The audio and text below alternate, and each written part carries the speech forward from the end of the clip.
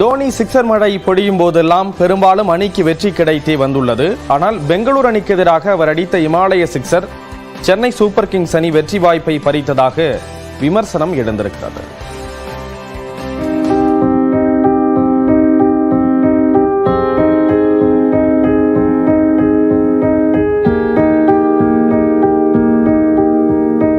Virat கோலிக்காக ஒருமுறையாவது ஈசாலா cup Bengaluru அணிக்கு போகட்டும் என்று விரும்பிய ஒரு சில சிஎஸ்கே ரசிகர்களும் மனமுடைந்துதான் போயிருப்பார்கள்.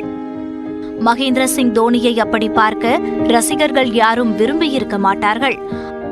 அதே சமயம் விராட் கோலியின் கண்களில் இம்முறை தெரிந்த ஆக்ரோஷத்தில் எதையோ சாதித்த சந்தோஷம் தெரிந்தது. டியூப்ளெஸியால் மகிழ்ச்சியை, உணர்ச்சிகளை அடக்க முடியவில்லை. இதுபோன்று ஏராளமான உணர்ச்சிகரமான சம்பவங்களுடன் பிளே ஆஃப் வாய்ப்பை பெங்களூரு அணிக்கு தாரை வார்த்து தந்துள்ளது சென்னை அணி.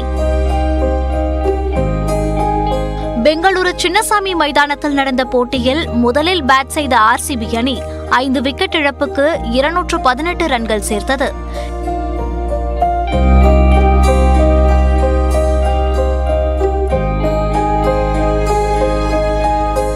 219 ரன்கள் சேர்த்தால் வெற்றி, 201 ரன்கள் சேர்த்தால் பிளே ஆஃப் சுற்றுக்கு தகுதி என்ற இலக்குடன் சிஎஸ்கே களமிறங்கியது. ஆனால் 7 விக்கெட் இழப்புக்கு 191 ரன்கள் சேர்த்து 27 ரன்களில் தோல்வியடைந்தது. பிளே ஆஃபுக்கு தகுதி பெற 10 ரன்களே குறைவாக பெற்றிருந்தது. ஆர்சிபியின் வெற்றிக்கு முக்கிய காரணங்கள் பட்டிதார், கேமரூன் மின்னல் வேகத்தில் சேர்த்த ரன்களும், கேப்டன் டியூப்ளெஸியின் அரைசதம் மற்றும் சிறப்பான ஃபீல்டிங்குமாகும். குறிப்பாக யஷ் தயால் தனது முதல் ஓவரில் மிக்சல் விக்கெட்டை கைப்பற்றியதும், முக்கியமாக கடைசி ஓவரில் தோனியின் விக்கெட்டை சாய்த்ததுடன் கடைசி 2 பந்துகளை வீசிய விதமும் தான் ஆட்டத்தின் கடைசி திருப்புமுனையாக மாறியது.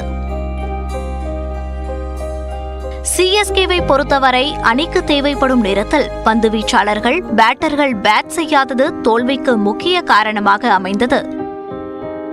கடைசி வரை தோனி இருக்கிறார், கிரேட் பினிஷர் என்ற தனது ட்ரேட்மார்க்கை காப்பாற்றுவார் என்ற எதிர்பார்ப்பு மஞ்சள் படையின் கண்களில் ஒளிர்ந்து கொண்டு இருந்தது. அதற்கேற்றாற்போல் நேரம் செல்ல செல்ல பனிப்பொழிவு அதிகரித்து ஈரப்பதமான பந்தை ஆர்சிபி வீரர்கள் சரியாக பிடிக்க முடியாமல் தடுமாறினர். 2 பவுன்சர்கள் சென்று நோபாலாக கூட மாறியது.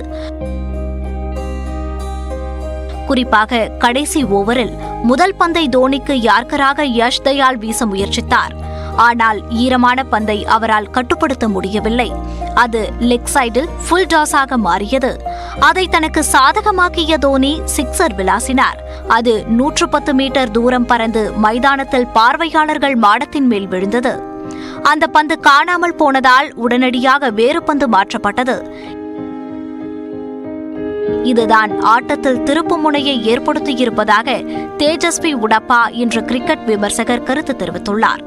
பந்து ஈரமாக இருந்தபோது ஆர்சிபியால் சரியாக செயல்பட முடியவில்லை என்றும், தோனி அடித்த அந்த சிக்ஸருக்கு பிறகு வேறு பந்து மாற்றப்பட்டதாகவும் அவர் கூறியுள்ளார். பணியின்றி காய்ந்த நிலையில் இருந்த புதிய பந்தை யஷ் தயால் சிறப்பாக வீசி சிஎஸ்கேவை நெருக்கடிக்கு ஆளாக்கியதாகவும் அவர் கருத்து தெரிவித்துள்ளார்.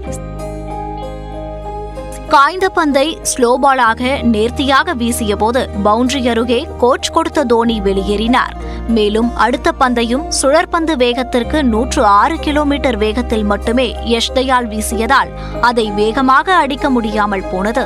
இது இப்படி இருக்க, கோடிகளை குவிக்கும் இன்டர்நேஷனல் வீரர்கள் இதுபோன்ற சூழல்களையும் கணித்து ஆடியிருக்க வேண்டும் என்றும் ரசிகர்கள் இணையத்தில் கூறி வருகின்றனர்.